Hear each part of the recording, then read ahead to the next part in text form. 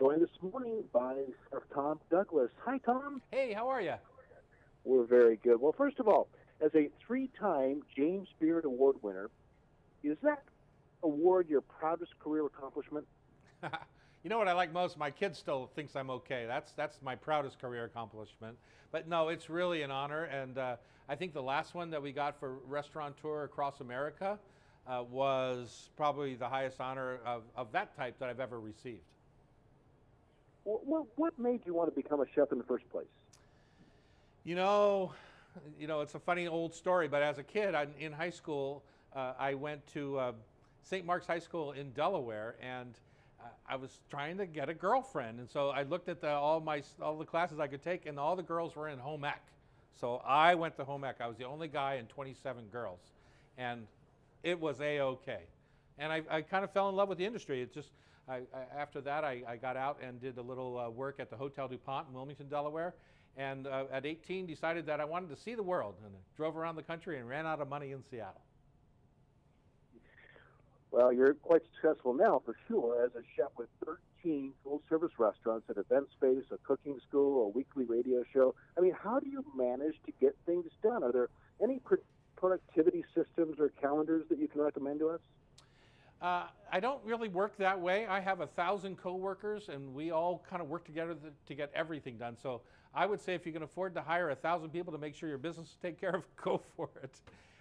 That's really the key. I get things done by doing some moderation in my life. I like to take a break. I like to make dinners. I like to drink wine.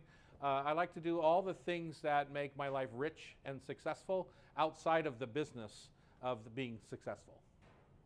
Among those 1,000 coworkers, one of them is your wife, who you're able to work with, which many people are not able to do with ease.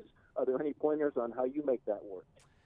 Oh man, I got to say, it's not just my wife, but my daughter works in the company too. So I just think patience and recognition of each other's priorities and trying to be thoughtful about all that is a big deal. We have a farm over in wine country in eastern Washington where all these wines are made and the grapes are grown for.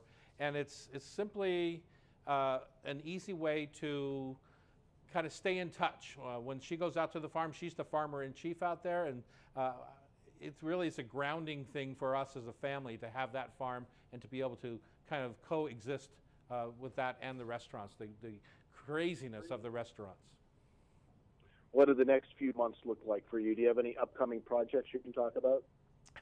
Sure, I'm making a party right here. Can't you see? I'm having lots of cocktails and lots of appetizers. I'm enjoying life's greatness around the holiday season. It's such an exciting time, and having a well-planned cocktail party is something I do pretty much every night of the week, whether it's for ourselves at our house or at the farm, but also right here in our kitchens around Seattle. When you're not busy working, how do you like to spend your free time? Oddly enough, I like to get my charcoal lit up in my grill out front of my house, and I like to sit on the couch out there. I have a little outdoor couch, and I put a duck on the rotisserie, and I sit there with my glass of red wine and just watch it turn around and drip onto my potatoes. And 5 hours later, I'm in the kitchen carving it up and having dinner. That's my idea of a day off. Well, you're based in Seattle, which is one of the world's most musical cities. What was the last concert that you attended for fun?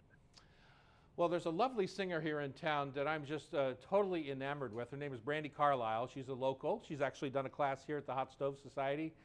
We share glasses of wine together all the time. And she sings like a bird. She writes songs that are near and dear to my heart.